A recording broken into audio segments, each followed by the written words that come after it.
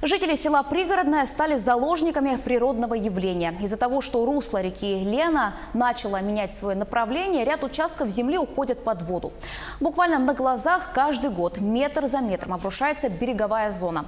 Особенно это происходит во время весеннего половодья. Светлана – жительница села Пригородное. Весной прошлого года вода унесла большую часть ее участка. Чтобы спасти свой дом, она убрала веранду, чтобы хоть как-то обезопасить жилое строение. Но что будет на следующий год, остается загадкой. Сначала я обратилась к главе в мэрию, к Авсентьевой обратилась.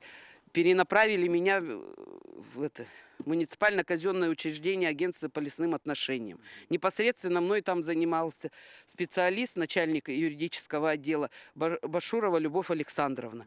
Она взялась так, вроде поможем, что в наших силах все сделаем. Но в конце концов все это сошло на нет, и мне участок до сих пор не выделили. Отдельно я писала первому заместителю главы Колодезникову писала. И вот последнее постановление, где ясно пунктом 2 и 1 написано, чтобы меня в связи с чрезвычайными ситуациями переселить на новый земельный участок. Но до сих пор, вот уже октябрь месяц, участок мне не предоставили.